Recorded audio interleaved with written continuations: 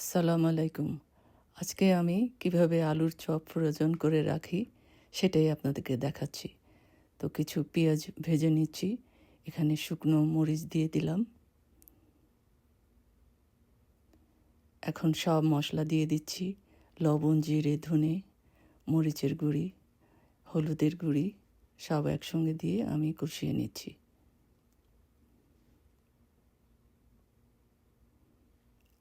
এখানে tomato paste,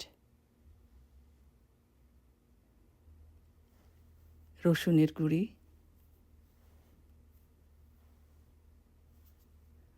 এখন সব আলু দিয়ে দিলাম। সব আলু দিয়ে আমি ভালো করে মিশিয়ে নেব। একটুখানি ভাজা ভাজা হবে, পানি সব শুকিয়ে যাবে, ঠিক এইভাবে হবে। এখন উপরে আমি বিস্কিট ক্রাম্ব দিয়ে দিচ্ছি, ধনের পাতা, পুদিনার পাতা সব একসঙ্গে দিয়ে দিলাম, কাঁচামরিচ কুচি করে দিয়ে দিলাম। এখন আবার একটু ভালো করে ভেজে নেব। উপরে পেঁয়াজ বেরেস্তা দিয়ে দিলাম, একটু ঘি দিয়ে দিলাম।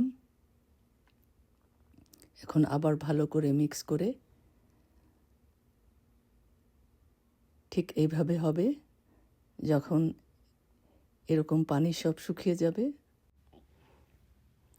এরপর আলুর চপগুলো করে নেব। এই পরিমাণে ম্যাশ পটেটো নিয়ে আমি চপগুলোকে বানিয়ে নেব। গোল গোল করে নিয়ে ভিতরে আমি ডিমের পুর দিব। এখানে আমি ডিমের পুর দিয়ে আমি চপটাকে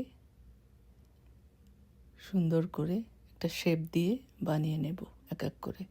এরপর আমি ডিমের যে ফেটে রেখেছিলাম, ডিমের মধ্যে লেয়ারটা দিয়ে ব্রেড ক্রাম্ব দিয়ে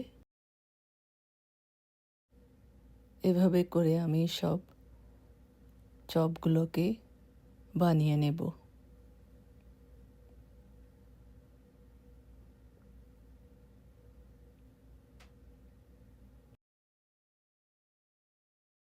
সব কাবাবগুলোকে আমি বানিয়ে নিয়েছি। এখন ফ্রোজেন করে রাখার জন্য জিপার প্যাকে করে আমি ফ্রিজে রেখে দেব।